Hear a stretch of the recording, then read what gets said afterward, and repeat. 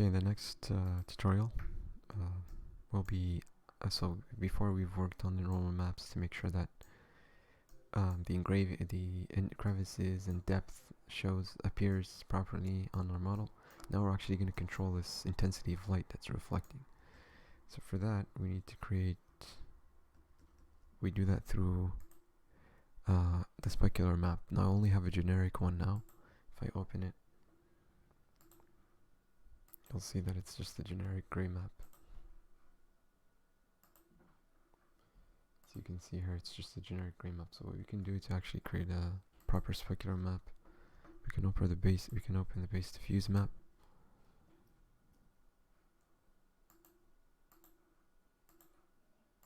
So this is our diffuse map. Now the things that are supposed to be smooth and reflect a lot of light, such as the metallic parts, need to be brighter, and the things that are not supposed to reflect a lot of light and supposed to be rougher, like the cloth, the linen, are supposed to be darker.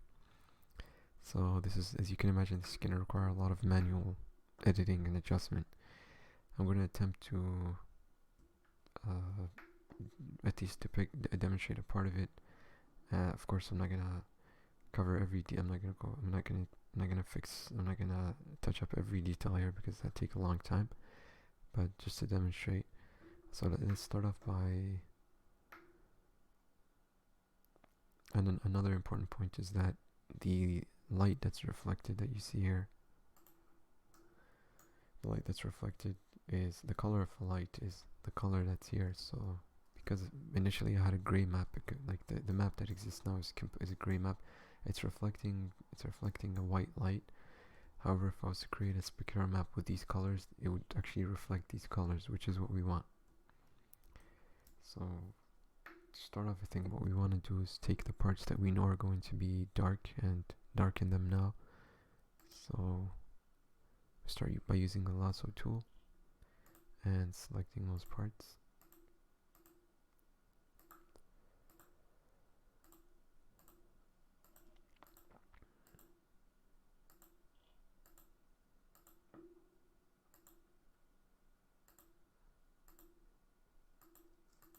Now we can open the exposure dialog and just, I think I don't want any sort of light reflection here, so I want this to be completely dark.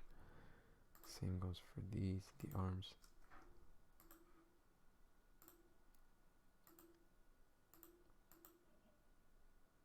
And because this is a rough tutorial, I may go over parts on your own textures. You'd be more careful not to butt into other parts of the texture. I want to darken that completely as well. Now the next part that should be darkened are the cables. So depending on your taste, the cables can either be sort of plasticky and reflect light and be smooth, or they could be sort of like rubbery and not so reflective. So I'm going to go for the latter approach. So I'm going to have to, I prefer for this, because the cables look squarish or rectangular in shape, I prefer to use a rectangle to make it easier. So I'm using rectangle select and using shift.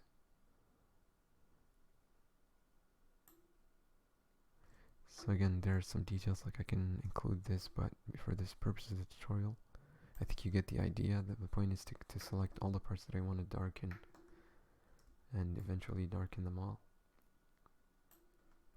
Even these. Oh, well, even this cable too, right?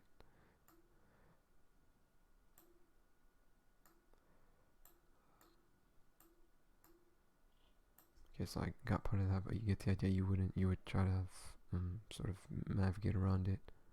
This here. These here.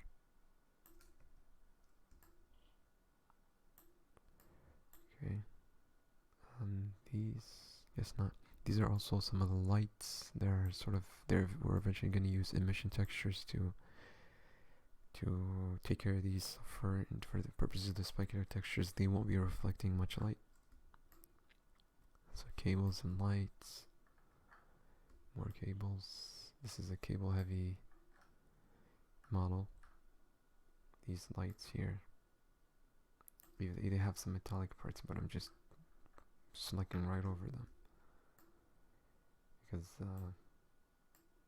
this is just a demonstration. This cable here looks like it could be metallic, so I'll leave it as is. This light, this is metallic. Another cable.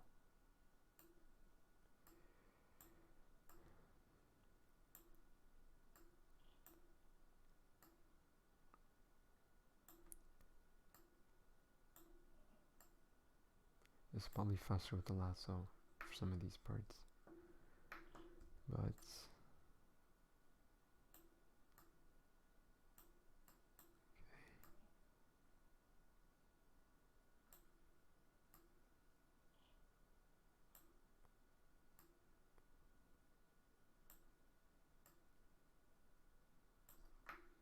this cable here, I don't know.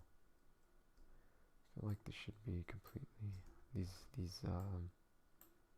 little seals or whatever you call them. These lights here, data slates.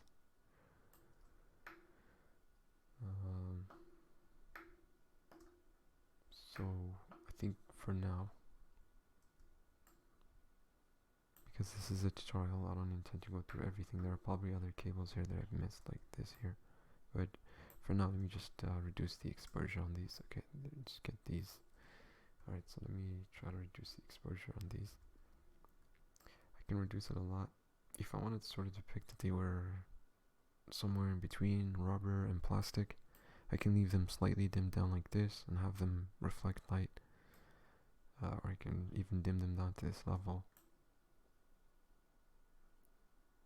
Or I can even do the following: colors, brightness and contrast. I can increase the contrast and only leave a slight color on top of the ones on top of the, or actually that wouldn't make sense. We just darken them, mostly darken them. With that out of the way, most of the other parts are metallic and should be smooth surfaces that reflect light. This looks like brass, this looks like metal. So these are also lenses here, so I won't go into every detail. The point is to get most of it looking close to the actual material of the surface. So what I'll do now is, let me go and try playing around with the shadows. Okay.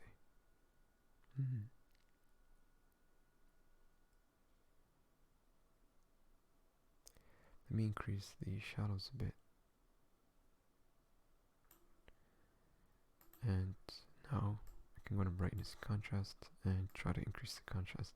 What this will do is it'll break the linearity in the metallic surface, because the dirty parts will be dark. Will make the dirty parts, such as these here, even darker, making them reflect less. This will just appear better, because as of now, as you can see, everything looks, the light that reflects, it's very linear and consistent. We don't want that, because there are a lot of dark parts that shouldn't reflect as much light. They can represent wear and tear, or they can represent rust or whatever. So let me try this. Now I feel like this is still gonna be too bright, so let me reduce the exposure on this. Now I'm gonna export this. I'm gonna do something before I export it, and I'll explain why I did it in a moment. For the time being, I just want to export what I have and see how it turns out. So, again, I'll explain why I'm doing this. So I'll call this spec. We'll export DXT5 because there's important channel map information. I'll explain why, what the channel map represents. And let's map specular texture to it and save it. Let's close this. Let's reopen and see what happened. So as you can see now, the light isn't as consistent across the surface. This part isn't even reflecting light anymore, as it shouldn't, because it's fabric or linen.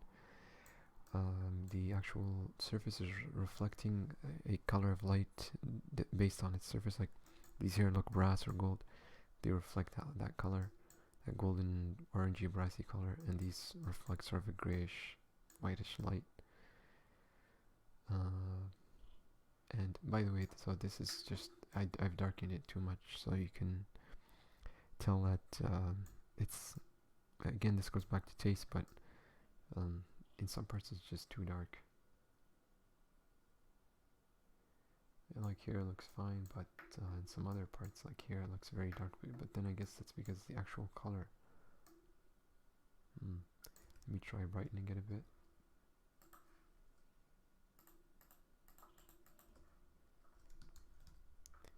I like to use exposure a lot because it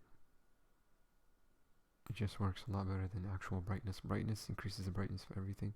Exposure increases the brightness and decreases it of the stuff that's already bright, or ignores a lot of the stuff that's dark. So this may be too bright. Actually, this is some would deem this too bright. Again, it goes back to taste. You can consult fellow modders or whoever is using your assets on how it turned out, and you can adjust it according to their advice. But let me just keep it at this level. I think this level works fine. Yeah, I think this is a bit brighter than it was initially, and it's not too bright.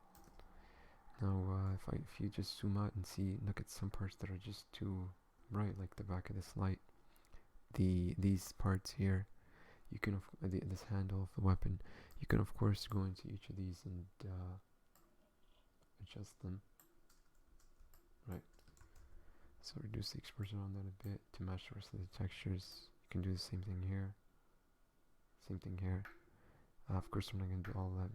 I'm not going to do every single part of this because this tutorial's already getting long. I want to explain what the alpha channel is for. In order to do that, just pay close attention to how the model looks now. And what I'm going to do is I'm going to unerase the alpha channel completely. And I'm gonna export this. And then you can see the model now. It almost looks like it's made out of glass. The lights are a lot sharper. So that's what the alpha channel does. It makes the light sharper or more diffused, depending on its level. So as of now, it's basically reflecting off the surface very sharply. Now, if I was to completely remove the alpha channel by having it highlighted and doing Control-A to select it and delete to remove it, you'll notice that the light will be very faint and hard to see because it's going to be more diffused. So, of course, it's still visible, but remember here how sharp the lights were? Well, they're now a lot more diffused. So, let me just export this again so you can see. Pay attention to how much the lights diffuse, like how spread out the reflection is. If I export this, you'll notice now how sharp the light is. So that's what the alpha channels for. So once you've done with this is, by the way, these RGB channels are for what's called intensity. So if I was to just to demonstrate intensity, which is what I was just explaining now, by the way, if I was to completely darken these to this point, you'll notice that the surface light reflection is not very intense. It's very... And let me just do one more thing here.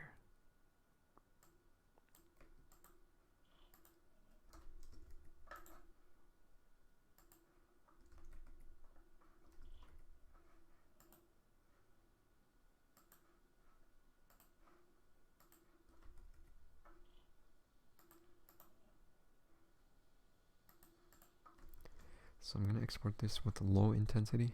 So you can see here the intensity is low, and you can see here the intensity of reflection is very faint. Again, there's a difference between the intensity, which is represented by the RGB channels. Let me now undo it so you can... This is how it was before. This is more intense, and this is purely reflected by the RGB channel, right? So let me restore that. And then the other the diffuse or sharpness, so the sharpness of the reflection. When it's like this, it's gonna be the sharpest that it can, and when I completely delete the alpha, it's going to be the dullest, or sorry, the most diffused that it can be. So what I recommend is this level is generally good for a lot of use cases. So what you want to do is select the alpha, press Control A to delete it as follows. With the selection on, Control A, delete. Now we don't have anything on the alpha, and now we want to have the eraser set at 10%. But we're not going to be erasing because we're not. This is when you erase the alpha, you remove it. But when you anti-erase, you restore. You lessen the transparency and you increase opacity, and that's what we want. So we increase opacity by about 10%. And so you do that by having the eraser selected and the anti-erase on. And now it should be good to export. Oops.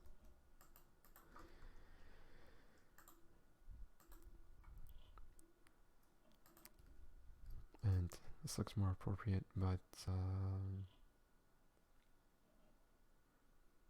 yeah, I think this looks more appropriate again if your taste is to have less intent. Or actually, hold on.